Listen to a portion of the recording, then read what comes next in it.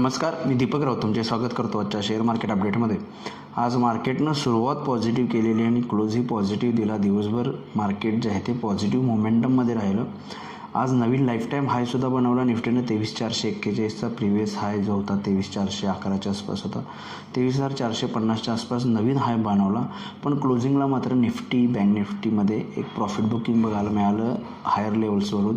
आणि days हायपासून market जे आहे ते क्लोजिंग लेवलला ऑलमोस्ट जवळपास डेज लोच्या आसपास आलं. 23,300च्या आसपास निफ्टी येऊन बंद झाला. एवढा बँक निफ्टीसुद्धा 48,900च्या आसपास बंद झाला.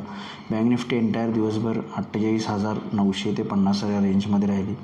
बँक निफ्टीनेही चांगला अटेम्प्ट केला 50,000च्या वर जाण्यामध्ये, पण क्लोजिंगला थोडंसं मार्केटला एक नर्वसनेस किंवा जो काही मोमेंटम पॉझिटिव्ह नवीन आहे केल्यानंतर पाहिजे होता तो फारसा निफ्टीमध्ये ती स्ट्रेंथ बघायला मिळाला नाही. त्यामुळे मार्केटला जे आहे ते क्लोजिंगला थोडं प्रॉफिट बुकिंग आलं. प्रॉफिट बुकिंगचं दुसरं एक रिझन होतं आज होणारी US फेडरल रिझर्वची मीटिंग. अमेरिकेमध्ये US फेडरल रिझर्वची मीटिंग आहे व्याजदराबाबतीत. व्याजदरमध्ये काही बदलाव होणार नाही, पण फर्दर फेडरल रिझर्वची कॉमेंट्री जी आहे ती थोडीशी बघणं गरजेचं आहे. कारण युरोपमध्ये व्याजदर कट झाले 2020 नंतर, कोविडनंतरनं पहिल्यांदा युरोपमध्ये लास्ट वीकमध्ये जे आहे ते व्याजदर कट झाले 25 बेसिस पॉईंटने. त्यामुळे अपेक्षा आहे की US सुद्धा जे आहे ते व्याजदर कट होण्याचे काही संकेत आत्ता तरी कट होणार नाहीत, पण फर्दर इयर एंडला किंवा नेक्स्ट इयरच्या बिगिनिंगला कट होण्याचे संकेत जर आले तर त्याकडं थोडं मार्केटचं लक्ष आहे आणि मार्केट जे आहे ते त्याकडं थोडंसं बघेल असं मला वाटतं. त्यामुळे ओव्हरऑल US फेडरल रिझर्वच्या मीटिंगकडं संपूर्ण मार्केटचं लक्ष आहे. त्यामुळे सुद्धा थोडंसं जे आहे मार्केट हायर लेवलवरून खाली आले आपल्याला बघायला मिळतं.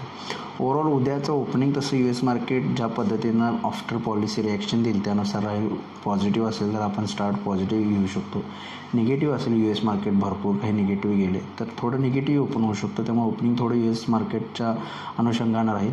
पण ओव्हरऑल जर टेक्निकल लेवल बघायला झालं तर निफ्टी जो आहे 22,300च्या खाली मेंटेन राहिला तर 22,200पर्यंत येऊ शकतो. 22,200 एक सपोर्ट आहे. 22,200 ब्रेक केला तर मात्र फर्दर डिक्लाईन थोडंसं प्रॉफिट बुकिंग आणखी येऊ शकतं, मे बी 23,050 23,000पर्यंत. त्यामुळे हायर लेवलला गेला तर परत पुन्हा 23,450 आणि 500 एक स्ट्रॉंग रेजिस्टन्स आहे. त्यामुळे निफ्टीसाठी 23,300च्या खाली 23,200 फर्स्ट सपोर्ट. 23,200च्या खाली आलं तर थोडंसं आणखी डिक्लाइनिंग करू शकतं 23,000पर्यंत. हायर लेवलला 23,450 आणि 500 जो आजचा हाय आहे तो पॉईंट आणि थोडंसं 40-50 पॉईंट दाबो 23,450 500 एक स्ट्रॉंग रेजिस्टन्स झोन आहे जिथं थोडंसं प्रॉफिट बुकिंग कदाचित परत पुन्हा येऊ शकतं. बँक निफ्टीमध्ये सिमिलरली 50,000च्या अबाव मेंटेन राहिला तर 50,200 ते 300पर्यंत जाऊ शकतं. 50,200 आणि 300 स्ट्रॉंग रेजिस्टन्स झोन आहे.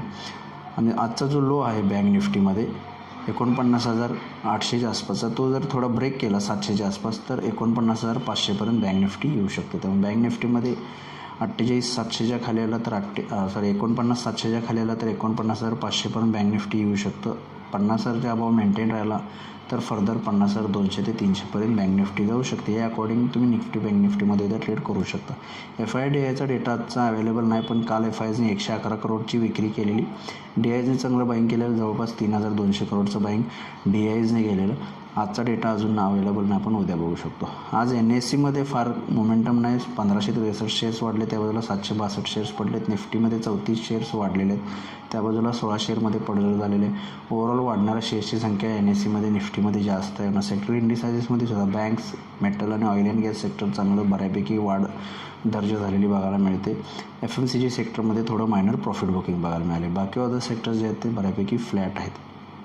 ग्लोबल मार्केटचा आढावा घ्यायचा झाला तर युरोपियन मार्केट्स पॉझिटिव्ह आहेत, जवळपास 0.5% पॉझिटिव्ह आहेत युरोपियन मार्केट्स. डाव फ्युचर्ससुद्धा 50 पॉईंट पॉझिटिव्ह आहेत, पण डाव जोन्सची ॲक्च्युअल मुवमेंट जे आहे ते पोस्ट पॉलिसी येईल US मार्केट. म्हणजे आपल्या मार्केटला लेट नाईट 11:30च्या आसपास त्याचा आउटकम येईल. जो काही इम्पॅक्ट असेल तो उद्या आपल्याला मार्केटवर बघायला मिळेल. काही फारसे चेंजेस असले तर मी निश्चित उद्याच्या व्हिडिओमध्ये सांगू.